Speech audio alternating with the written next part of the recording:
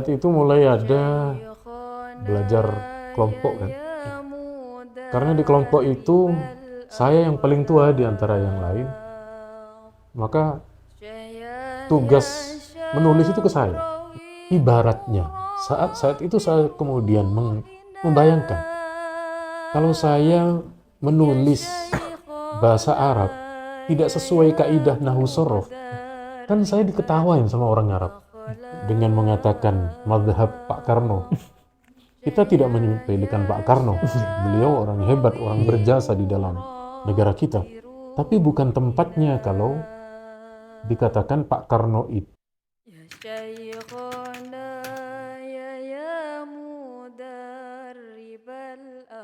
Assalamualaikum warahmatullahi wabarakatuh. Alhamdulillah, pada malam ini kita semua diberikan kesehatan, senantiasa diberikan keselamatan oleh Allah Subhanahu wa Ta'ala, sehingga tepat pada malam ini, yakni setelah dilaksanakannya haul kedua Ummi Nyai Hajah Maftuhah, bisa dilaksanakan podcast atau sekedar obrolan bareng bersama beliauipun Kiai Haji Ma'ruf Khozin. Alhamdulillah sehat nih ya. Alhamdulillah. Beliau selaku Ketua Komisi Fatwa MUI Jawa Timur dan Ketua Aswaja Center, sekaligus beliau juga termasuk zuriyah Santren Raudatul Ulum 1 dari jalur Kiai Haji Khozin Yahya. Sebelum menuju pembahasan utama Yai, atau mungkin saya menyapa dengan Man Ma'ruf ya. Bagus Pak. Iya, alhamdulillah. Supaya tidak ada jarak ngoten ya. Jadi secara jujur Yai, saya termasuk orang yang terinspirasi dari karir penulisan panjenengan. Mungkin dalam momen ini bisa sedikit panjenengan ceritakan awal-awal karir kepenulisan panjenengan. Karena seperti mungkin sudah banyak orang tahu, akun Facebook Ma'ruf Khozin itu terbilang terlalu disiplin kalau bahasanya untuk mengupload tulisan. Mungkin bisa sedikit diceritakan bagaimana kisah awal karir kepenulisan panjenengan. Jadi saya murni dari pesantren. Dari lahir sudah di pesantren, terus mondok juga di pesantren. Tentu kepenulisan kurang biasa. Kepenulisan itu kurang biasa. Tetapi kemudian memang sempat kuliah, tetapi tidak lama. Karena ijazah itu bermasalah. Saat itu sedang berada di masa transisi. Pesantren tidak diakui. Kebetulan juga dulu belum ada copy paste. Jadi saya kuliah 2004, masih belum ada warnet ya, belum ada itu. Baru kemudian 2010 itu sudah banyak copy paste. Saat itu mulai ada belajar kelompok kan. Karena di kelompok itu saya yang paling tua di antara yang lain, maka tugas menulis itu ke saya. Saya tidak punya laptop, belum ada saat itu, masih sulit. Tidak punya komputer, bahan tidak ada. Maka kemudian saya cari ke perpus. Saya tulis ulang di kertas folio itu. Terus cari warnet, belajar ngetik. Itu terjadi beberapa kali ya, beberapa tahun. Di saat yang sama, Allah meletakkan saya di Bahsul Masail sebagai notulen. Di notulen itu juga saya menulis. Di notulen itu banyak saya menulis. Saat itu Maktabah Syamilah tidak selengkap hari ini. Ada beberapa kitab yang tidak ada, jadi harus ketik manual. Kemudian setelah agak banyak ya, kemudian saat itu masih belum bisa menulis artikel belum bisa, menulis ilmiah belum bisa. Akhirnya ada teman, ya, karena saat itu Wahabi sudah mulai terang-terangan, dia inbox ke Facebook saya, ini Wahabi menyalahkan begini. Saya disuruh menulis bantahannya. Saat itulah kemudian saya belajar. Ini kalau ilmu jidal kan sudah ada di pesantren. Ya, ilmu mantik juga sudah ada. Kemudian hujjah kita juga dulu sudah belajar itu Fathul Wahab sampai ke atas, sampai Muhadzab, sampai Majmu'. Loh, ternyata yang mereka salahkan itu ada dalilnya. Saat itu kemudian saya belajar merangkai itu. Merangkai berkali-kali terus. Ya alhamdulillah. Jadi kata orang Jawa lebih tepatnya saya ini konsultan. Jadi kongkonan ketika ada kesulitan. Jadi saat banyak orang tidak mau menulis, saya di situ menulis. Ini bisa juga konsultan itu Madura kan, karena di Malang ini di Ganjar kan kebanyakan Madura. Jadi konpakon mun bade kesulitan. Ya tetap konpakon, tetap dari kongkonan. Jadi awalnya memang dari itu. Terus saya merasa belum apa-apa dibanding dengan teman-teman yang dari pondok yang sudah S2, S3. Saya tidak merasa lebih baik dari mereka, enggak. Tapi enggak tahu kenapa kok tiba-tiba dapat centang biru. Ada inbox itu dari Facebook, suruh melampirkan paspor, saya coba saja. Nah kok ternyata dapat centang biru. Setelah itu ada salah satu tesis mahasiswa, itu apa namanya, meneliti akun Facebook saya. Kemudian ada juga dari Litbang Kemenak Jawa Tengah. Akun Facebook saya kemudian sama seperti beberapa pendakwah medsos yang lain, ya meskipun jaraknya jauh ya. Ada Gus Mus, ada kiai kita di situ, saya di bagian paling bawah. Ya intinya kemudian dari situ ya belajar bermanfaat untuk orang. Ya, mungkin dari rangkaian kisah awal panjenengan bisa menginspirasi semua santri khususnya untuk segera terjun mungkin di bidang kepenulisan. Kemudian ngeten, pernah satu momen kulo foto sama panjenengan itu ada caption, semoga Allah memberikan kesabaran terhadap kulo. Niku sempat kulo renungi, karena kalaupun kita disiplin terus-menerus menulis, itu sekalipun teori tidak mahir, itu sudah pasti tulisan menjadi bagus. Tapi ini dari perspektif kulo nggih. Yang dimaksud sabar panjenengan niku soal pasar pembaca. Apakah tulisan yang nanti kelak dipublish itu apakah ada yang membaca atau tidak? Napa ngoten nggih? Yang dimaksud doa panjenengan supados kula sabar. Oke, betul. Jadi saya beri contoh ya.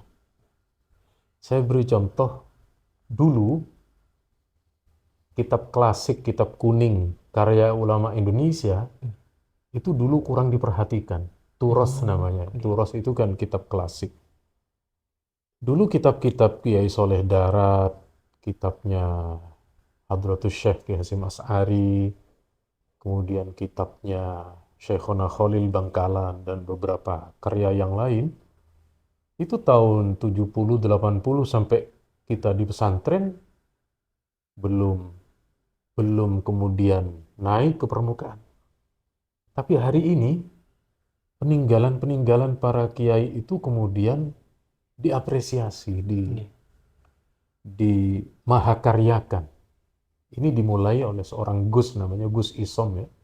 Beliau cucunya Hadratus Syekh Ki Hasyim Asy'ari, ponaan Gus Dur, nah, sepupu ya, sepupu dengan Gus Dur. Itu beliau yang mengawali kitab seorang ulama dahulu ditulis, dicetak lagi, lalu ditahqiq, diberi pengantar. Artinya apa? Artinya boleh jadi para ulama kita dulu itu menulis, tidak ada yang menghiraukan.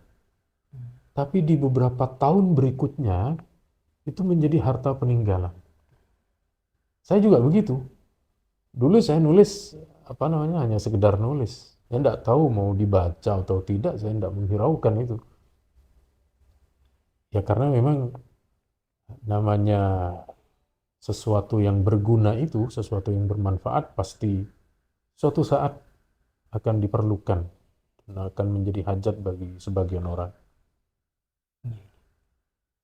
Jadi dalam karir kepenulisan itu yang terpenting apakah kemahiran dalam melaksanakan teori kepenulisan atau sabar itu sendiri, Mas? Kalau boleh tahu. Saya soal teori tidak terlalu banyak menguasai. Iya. Cuma alhamdulillah ada yang kemudian mengingatkan, ada yang mengkritik juga. Biasanya dari teman-teman pesantren ya, teman-teman pesantren yang akademis. Iya. Dia kemudian memberi kritikan. Terutama dari kakak saya, dari Gus Nasi. Gus Nasi paman sampean juga. Iya. Beliau itu mengkritik saya yang menggunakan bahasa Indonesia tapi ke Arab-Araban. Kayak sholat. Saya dulu kalau nulis sholat itu ya SHOLAT. Iya. Kemudian sering saya diingatkan itu. Akhirnya saya beli kamus bahasa Indonesia. Ya ternyata cukup salat gitu saja. Dan beliau saat itu mengingatkan tentang sosok Gusmus. Jadi Gusmus itu tulisan syairnya, tulisan sastranya, sesuai dengan kaidah bahasa Indonesia. Maka sejak saat itu saya perbaiki. Saya perbaiki supaya sesuai. Ibaratnya, saat itu saya kemudian membayangkan, kalau saya menulis bahasa Arab tidak sesuai kaidah nahwu sorof, kan saya diketawain sama orang Arab. Demikian halnya kalau kemudian saya menulis bahasa Indonesia, kok tidak sesuai dengan kaidah di bahasa Indonesia, akan diketawai oleh orang. Jadi istilahnya memperbaiki, berjalan sambil memperbaiki. Jadi kepenulisan tetap terus berjalan soal kekurangan sambil memperbaiki kekurangan-kekurangan. Karena soal ini, Man, dari saya pribadi ketika menilik lebih lanjut soal penulis-penulis itu banyak sekali yang memang mereka ahli, lihai dalam menorehkan kata-kata, cuma naas mereka niku mboten sabar. Niku pengennya ingin segera punya bacaan, punya pembaca ribuan eksemplar bukunya itu dikopi ribuan bahkan ratusan ribu. Jadi sesepele doa yang panjenengan sematkan di postingan itu bagi saya pribadi itu cukup dalam. Karena soal belajar teori itu ya pokok asal konsisten nulis itu insya Allah paham sendiri. Tapi kalau soal sabar nih yang sangat-sangat urgent. Iya betul. Sudah tahu teorinya, Bu? Ya sedikit-sedikit Jadi kalau dari mengamalkan. bangku kuliah. Ya, itu untuk sekelumit mengenai karir kepenulisan panjenengan. Ini akhir-akhir ini kan ada beberapa isu atau kasus yang hangat itu Pondok Pesantren Az-Zaitun.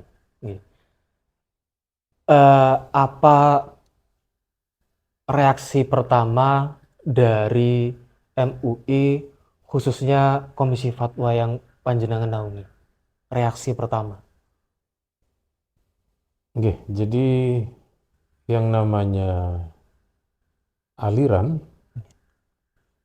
itu kemudian bermacam-macam, bermunculan, dan aliran itu akan selalu berganti-ganti wajah, juga wadah. Sehingga kemudian kami di Komisi Fatwa itu kan memang membidangi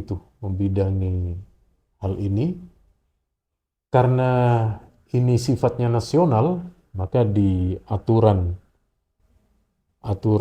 dalam organisasi kami itu ranahnya MUI Pusat.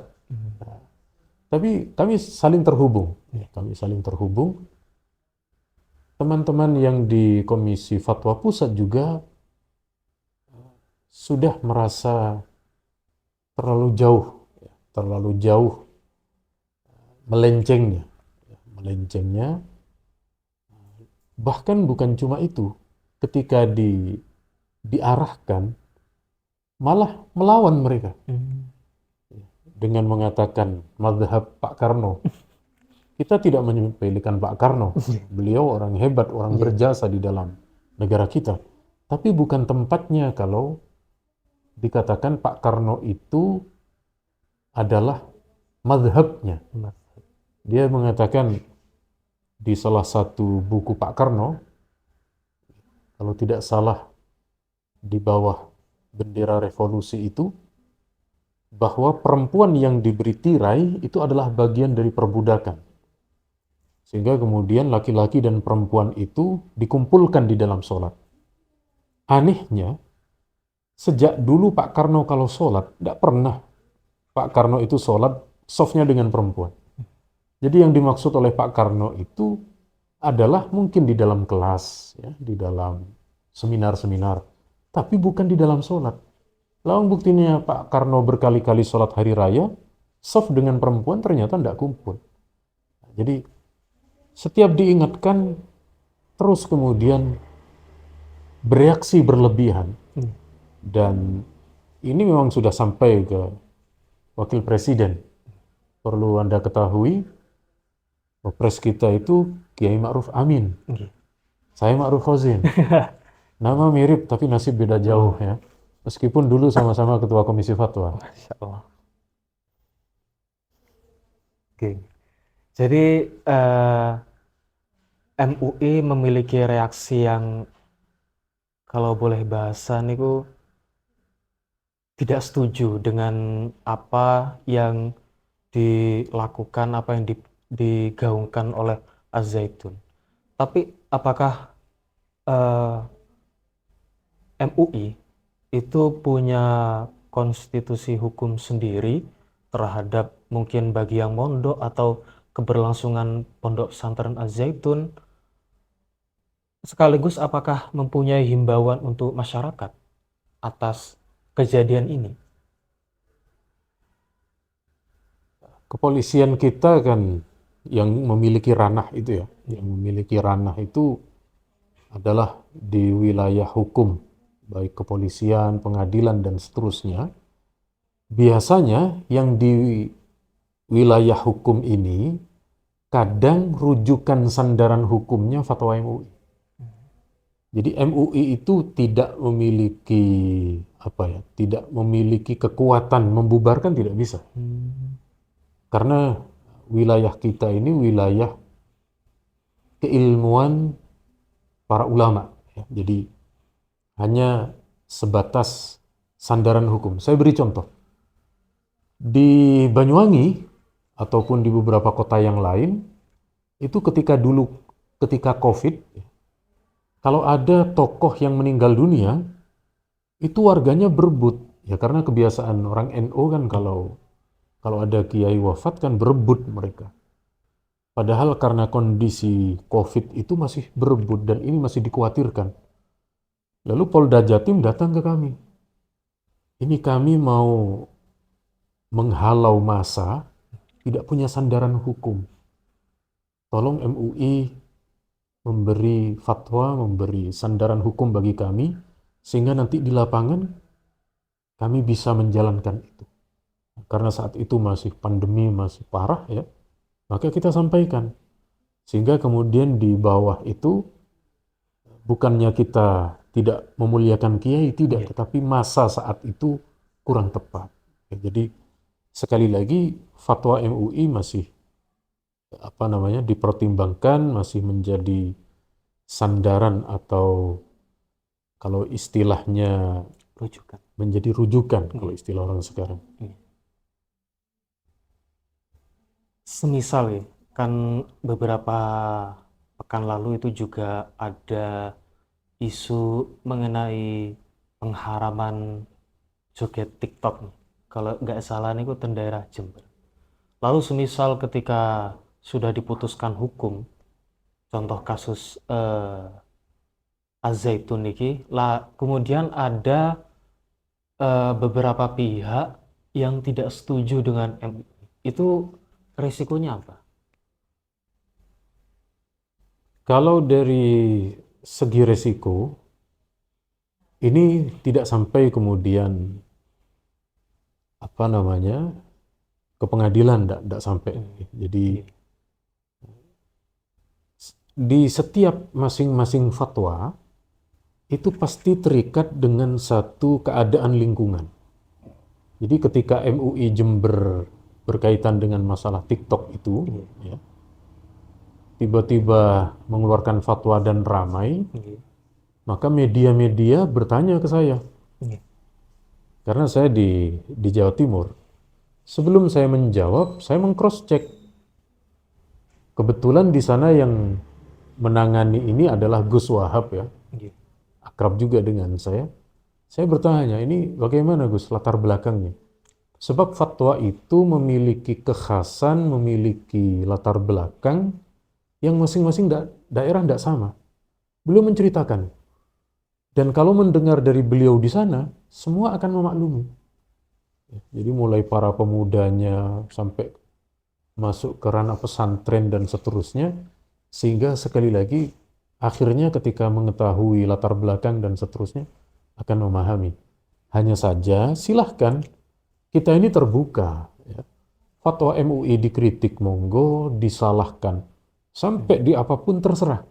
Tetapi yang namanya umat, saya yakin masih lebih percaya terhadap keputusan fatwa MUI, atau kalau di NU Basul Masail, kalau di Muhammadiyah namanya Majelis Tarjih, karena bukan pendapat pribadi tetapi kolektif di antara sekian para kiai dan ulama. Jadi memang sudah seyogyanya gitu ya untuk mengikuti, menjadikan rujukan eh, keputusan-keputusan hukum dari MUI.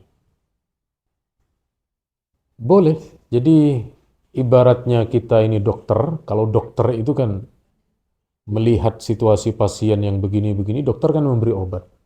Dan itu memang terasa pahit, memang. Tetapi kan untuk kebaikan. Demikian halnya terkadang mungkin dari MUI, dari fatwanya itu terasa pahit, tetapi justru dari pahitnya itu ada kemaslahatan yang lebih besar. Alhamdulillah. Jadi beberapa poin yang saya tangkap itu mengenai gambaran-gambaran fenomena ilustrasi yang kejadian suatu permasalahan itu sudah sewajarnya, bahkan mungkin bisa dibilang harusnya ngoten, harusnya manut pada putusan hukum yang itu bersifat kolektif, supaya memang itu pendapatnya niku rojeh, tidak atas dari pendapat yang berlandaskan hawa nafsu. Untuk closing statement Ma'ruf,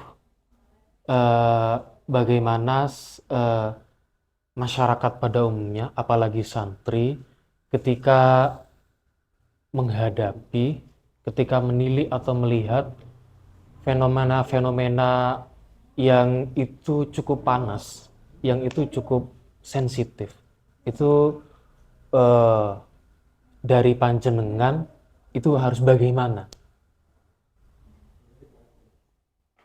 Pertama, cross check dulu. Ya.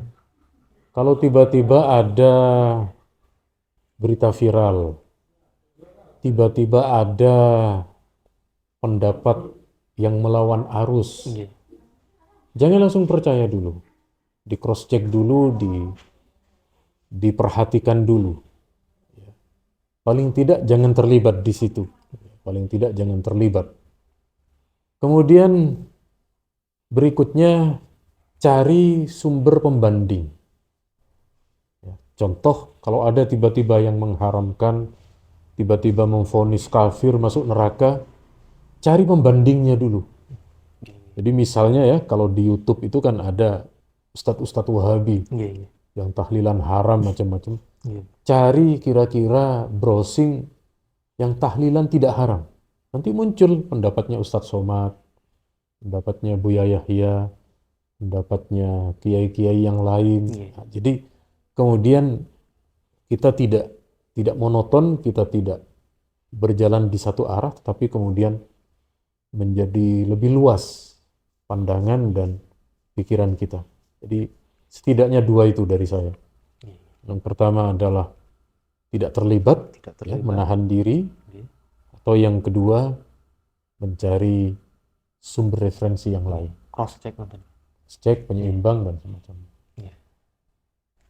Alhamdulillah, nggih, sekali lagi ngapunten kula bersyukur karena diparingi kesempatan bisa face to face kali panjenengan Man Ma'ruf. Karena saya yakin forum dan pembicaraan ini eksklusif karena nggih, saya baru tahu mengenai kisah perjalanan karir kepenulisan panjenengan. Semoga pembicaraan ini memberikan manfaat yang lebih luas kepada banyak pihak dan menjadikan kita lebih baik untuk ke depan. Sekian untuk podcast ini. Assalamualaikum warahmatullahi wabarakatuh. Waalaikumsalam.